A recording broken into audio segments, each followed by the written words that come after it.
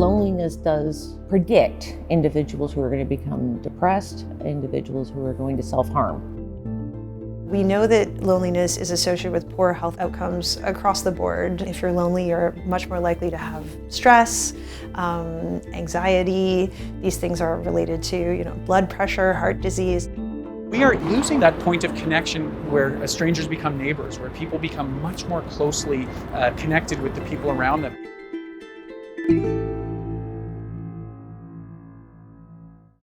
Erin, it's so nice to see you. Great to be back. One of the reasons why we wanted Polly to be a part of the thread was that we wanted to know what people in the province, what mattered to them, what they were talking about. So Polly works the way traditional market research would work, in that she has to get a representative sample of the population, trying to see how many people feel a certain way about something. And usually, we have 10,000 people feel this way, and Polly will summarize the conversation that in her own words, so you can't even trace it back. She's using generative text like OpenAI or ChatGPT, right? That everybody's talking about. Yeah. So she uses that kind of technology to rewrite what she's seeing. So nobody is quoted verbatim. Well, what can Polly tell us?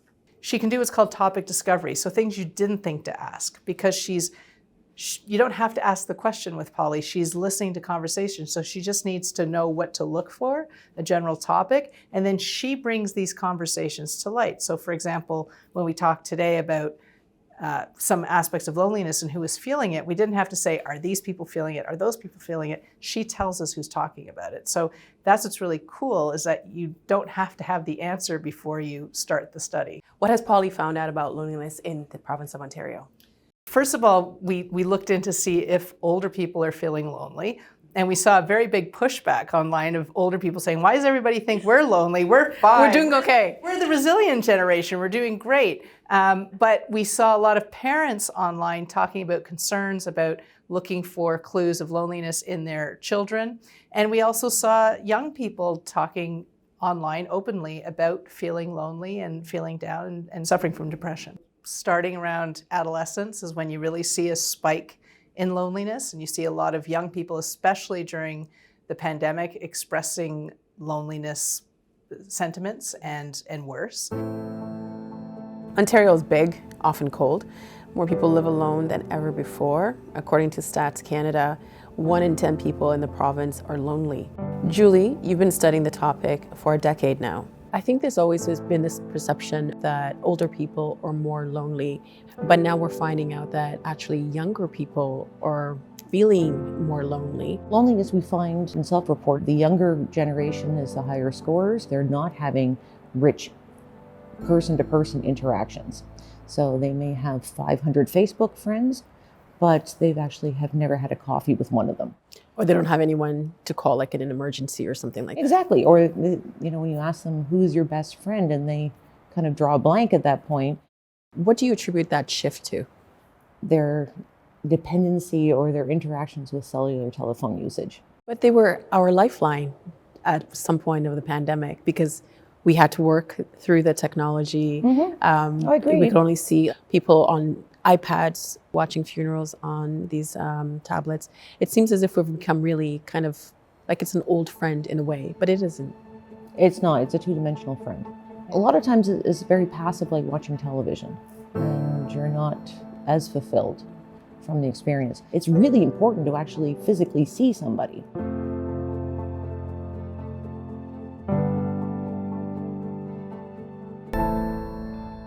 So in my hands, I think everyone can recognize what this is. To a lot of us, this is like, where's my phone? It's close to me. And, I must have it. It's like the greatest invention in humankind. Yeah, it's a lifeline. Yeah. Does this actually make us feel more connected, or does it make us more lonely? My answer is going to be both. There's so many different functions on phones that it's really not just to say, yes, it's bad for you, or no, it's not bad for you, because there's so many different ways that people use it, and there's so many different ways that it can connect us. We did a study with undergraduate students here. What did you find? Well, we found that longer duration of smartphone use was positively related to loneliness. So feeling lonelier and being on your phone for a longer duration that's a positive relation. We actually found a negative relationship. So the more lonely you are, actually, the fewer amount of times you pick up your phone. It's not absolute, I guess. Yeah, it is not absolute. I would say you can be connected. I think you can. It gives you that possibility, but it comes with a lot of other factors that increase our loneliness. Such as? Comparing ourselves with others. The other thing is it's a distraction, and it takes away from the time you could be spending with face-to-face with people. Does the quality of the connection matter? Let me explain. I think my husband recently said that he took off his birthday off Facebook because he would get messages like HBD. He's like, you can't even say happy birthday. Like, what's the point of sending me HBD? Yeah. This idea that we are connected, but we're not really connected because we're just sending emojis or HBD. HBD, yeah. It really can be used to supplement or enhance our relationships, in which we might learn more about people from their social media, or we might be able to have some extra conversations in there. And that can be a positive thing for relationships and for feelings of loneliness.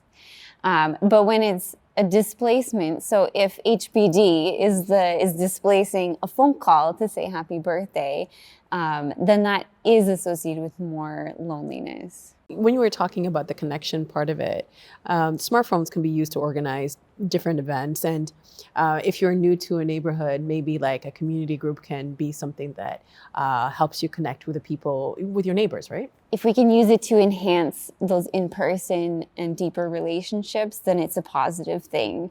If it serves as something to, hey, this is where we're gathering, and then you go and gather and you learn and you meet people that way, it's been a positive thing.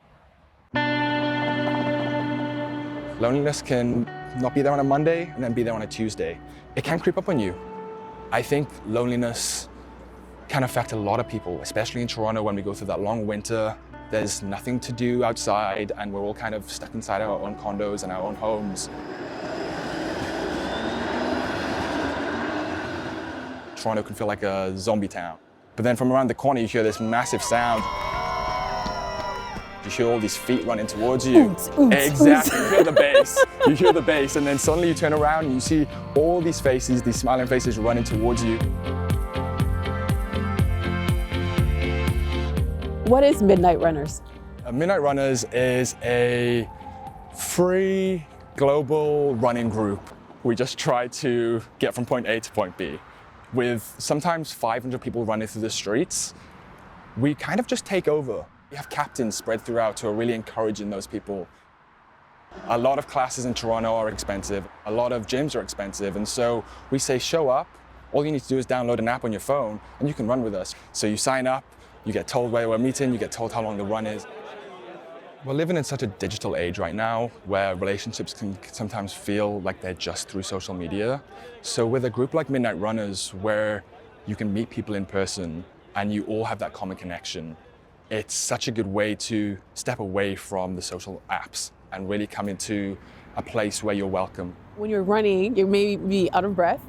I mean, I'll be sitting on the on the bench there trying to catch my breath because I'm dying. But like, how do you? It's not a great way to start a conversation or to get to know someone. So how do you go about introducing people and getting them to know each other as people? So we often meet 30 minutes before we run. And that's a time where we get to meet new people. We get to welcome people to the group and catch up with friends. I want you to take 2 minutes to meet someone new. Go for it. I need a name tag for it. Nice to meet you, man. I'm Sarge. And then after the run, we always have a post party every single week for a couple of hours in our venue, where we go back and we drink, we party, we talk about the run, talk about the week. And those relationships get stronger every single week because there is that separation from the running, even though it's a running group. We finish the run, we come back, we have a party.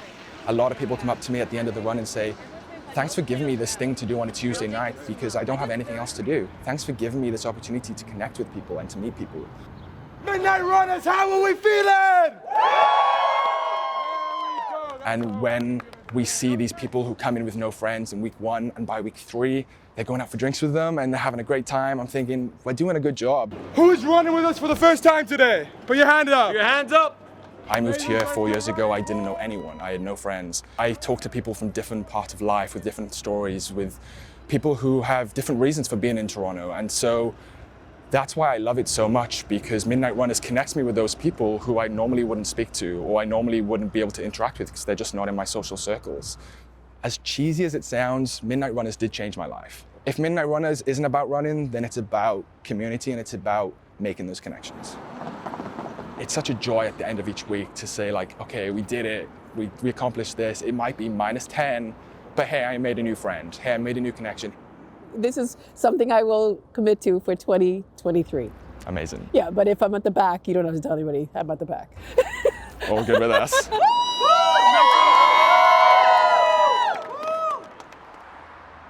What does Polly see when it comes to spaces and how that contributes to people feeling lonely?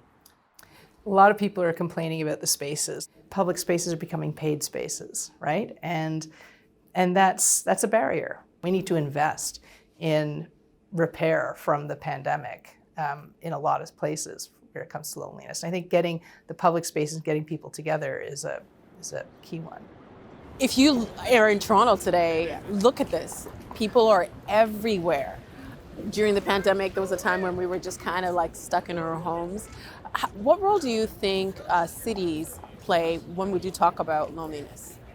Cities are a place that bring people together. They are magnets for opportunity, and that opportunity comes from being in the same place at the same time. At the same time as cities are these busy cauldrons of activity, they also tend to spur some people who feel like they're being left out or some people who are isolated. When you think about the size of the units we're building, many people living alone in much smaller units, the civic institutions that used to be central to our lives, whether they were the bowling alley or the religious institution, that those now are not as prominent, that the places where people come together, we're starting to see struggles, and the pandemic really highlighted that gap, and that is creating these issues around loneliness, and not just the places, but also the programs to bring people together and make them feel like they're part of something bigger than themselves. One thing that we should keep in mind about this space where we're standing now, we are in term right now, and that's why you're seeing so many people here. If you were to come next week during reading week or in the summer, this street is often much quieter. And that also speaks to the need for programming. It's not just the buildings or even having a space where it seems like people should be convening. You have to have the programming and the reasons for people to be there. That's also what draws people. I'm from East Africa, and where I'm from, parks, like public parks, are not really a thing. You have to pay to access those parks. And I think I worry about that, and I worry about lack of funding to libraries, what's happening with libraries. When you think towards solutions, why do you think these conversations are important, and why do you think politicians and just society as well should be paying attention to them? Cities are the infrastructure that allow people to build on top of and create their own relationships and their own connections. And it's really in those connections that you create community and that you address issues of loneliness and belonging. We are in a housing crisis. We need to build more housing. And at the same time, that housing has to be well planned.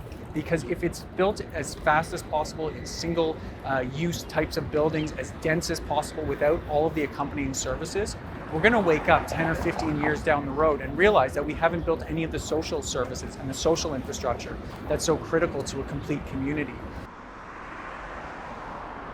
It's very young communities that were built in the past 10 or 12 years. They rose up very quickly. Most of the buildings are higher than 30 stories. No front yard, no backyard, really small, tight units. Because they were built so quickly, that warmth that comes with the community was sort of lagging behind. We're sitting beneath a freeway, cars going zoom, zoom, zoom on top of us. Where did the idea come to have this as a public space where people can skate and actually have access to public art? As the city's, rising up and getting more vertical, all these nooks and crannies that were left unfilled.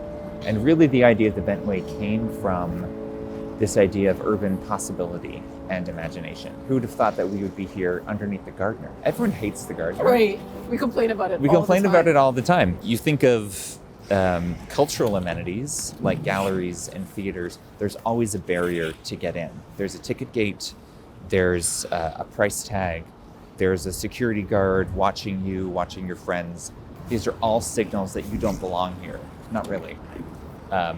We're letting you in on our terms. There's a wonderful messiness of public space where sites are super porous. There's no front gate. There's no barriers at all. We own public space. Like, we own the Bentway. You own the Bentway. So we decided to launch a program based on the newcomer experience in winter. These are people who might be coming from a different climate, a different culture. They may or may not speak the language. They may or may not have family here, and they may or may not have that social community to really support them. Because when we first came to Canada, the woman who sponsored us helped us to integrate into Canadian culture. She would take us to like maple syrup farms and strawberry picking and kind of introduced us that way. We were lucky to have that, but a lot of people might not have that. There's programs that are catered towards newcomers specifically, including our newcomer skating lessons that are going on tonight. And I think the joy that you see from someone who's on skates for the first time, out of their element, literally out of their element in the freezing cold, and being so willing to shake and fall and zoom around, I think that joy is totally infectious. We have storytelling workshops for newcomers, as well as this wonderful art installation by Shelley Zhang. It's kind of a magical space, the Bentway, where you can be in the city as expensive as Toronto to just be and have fun. And I think that's really important. Why is it important to you? For me, when I first moved to Canada, how I learned English, how I developed relationships, how I understood cultures broader than my own was coming to free public services and spaces. But I really want to emphasize, especially from my experience, that this is something that people fought for. And so it's not just something we should take for granted. That's also what this project Beacons is about. A series of 5 large sculptural flames in gradient colors with lights shooting up from it from the Bentway bents, which are basically the large pillars of concrete from the Gardner where the Bentway is. The warmth of community and the flames of advocacy that keep us warm. I was also thinking a little bit about early lighthouses, which were basically fires next to the water that would be these lanterns and honing beacons for people to come to bring them to safety. A beacon, Yeah. I like that. Yeah. We're kind of surrounded by concrete here, and it's meant to be vibrant and colorful to hopefully draw audiences who might be feeling a bit isolated in the early dark winters, also in a big city like Toronto, to come find public space and hopefully find one another. What was your first winter here like? My first winter was pretty depressing, probably like most. I think it was pretty drastic and it was very isolating. It's a large part of our year. It's hard to make friends. It's hard to break out of that shell a little bit. And it was, when I look back at it, it was really individual people's actions who made that a little bit better. It was my Polish neighbors who knocked on my door and was like, come play with our kids. It was particular classmates who, pulled you out of that sort of schlump and talked you through how to put on snow pants for the first time and things like that. But those were deliberate choices, I think, that people made to make this a welcoming place. The Beacon's kind of a beautiful metaphor for something tucked away in the city where if you just look for it, you will find it. I think parks and public space are where neighborhoods come together, and they are where the city finds life and finds heart. What the Bentway has taught us is that Toronto can really use its imagination to find and build public spaces where we thought were obstacles or scars of the city. Freeways. Or empty freeways. space, or just, Neglected space, overlooked space, hidden space. We can find and build public spaces for people who need them. We can improve and maintain the spaces that we already have, and that we can see the joy and the warmth and the love that public space can bring the city. It's like this magic ingredient that can make a city really great.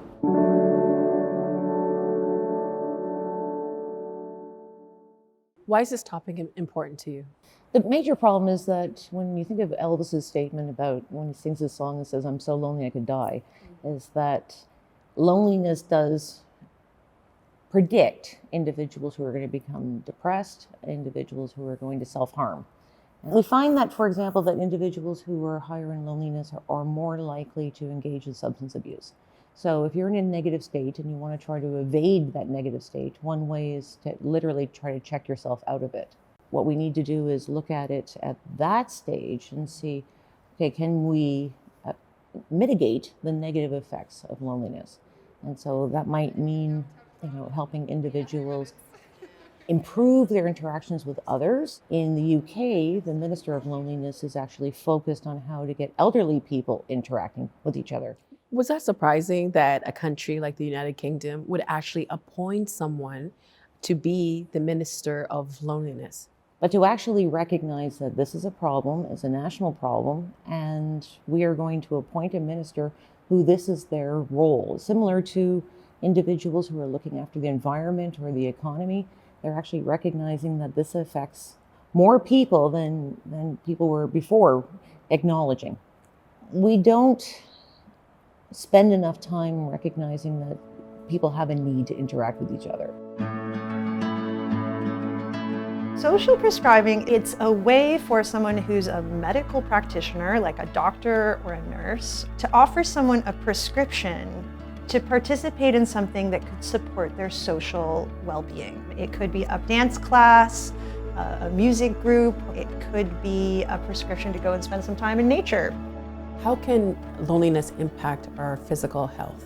We know that loneliness is associated with poor health outcomes across the board. If you're lonely, you're much more likely to have stress, anxiety. These things are related to, blood pressure, heart disease. There's such a complex relationship between our physical, mental, emotional, spiritual health. And that's one of the things that we try to address here as a community health center. I'm sure there's some people watching this saying, why do you need a doctor to tell you to take a walk? In many of the pilot programs associated with social prescribing, it was very impactful for someone to be told by their doctor that something like going for a hike was going to have an impact on their health.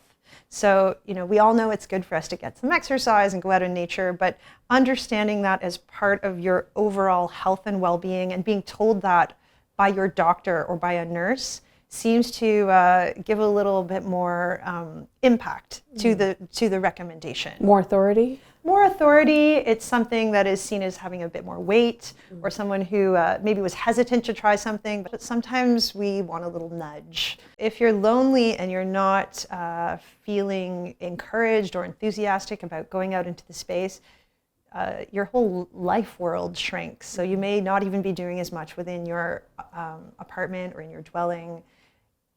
Loneliness is linked to apathy as well, so it becomes kind of a self-perpetuating thing. So someone is not engaged, and maybe it becomes harder and harder to make that first step to go out. What do you get from coming here? I get a lot. Yeah. When I go home, I'm satisfied to be at home. Yeah. Before that, sometimes I get very lonely at nighttime. Mm-hmm. So anyways, now it gets me out. It's very important to get out. Mm-hmm. As soon as I see myself getting down in the apartment, I get out. I go over to the mall or I go somewhere. But you can't stay in your apartment. You can't stay there very long. You have to get out and be with other people. With the project that we're involved in with the Alliance for Healthy Communities, there were several pilot projects, and they found that as people's loneliness decreased, things like visits to primary care decreased. So there was less visits to someone's doctor, because some of the people that are coming to see their doctor or nurse practitioner, it's their main social connection. And maybe what they're looking for is really someone to talk to, someone to be supported by, someone who's more involved in their life, and someone who cares. Shigamik, we're a tricultural organization, so we serve the needs of individuals within the Anglophone, Francophone, and Indigenous community. Why is it important for the center to reflect its community? It's really important that people feel welcome, that people feel seen and recognized, and that the cultural aspects of society are not like an add-on or an extra or a recreational thing. They really inform who we are and what has meaning for us, and being able to participate in activities that have meaning is incredibly impactful for our health. It's our connection. Part of social prescription is really understanding how integral things like arts and cultural programs. this is part of your health. This is part of your biology. This is part of what is supporting you as an individual. We saw that cooking program at Askinonia and all the joy of people around, in a kitchen and preparing food.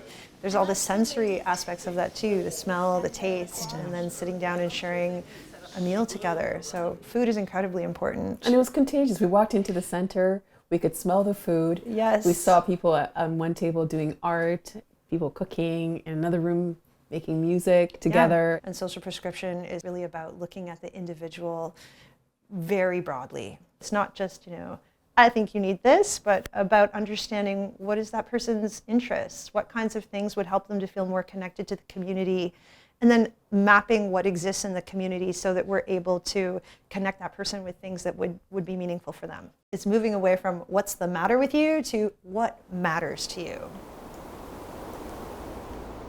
Evolutionary psychologists suggest that loneliness serves a purpose. We need others to survive. You're not likely going to be able to defend yourself in an attack by, a saber-toothed tiger. And so loneliness is that negative urge or motivation to make you go and seek out those people that are going to go help you in terms of your survival. We really do depend on each other in many ways that are unseen. We keep each other alive.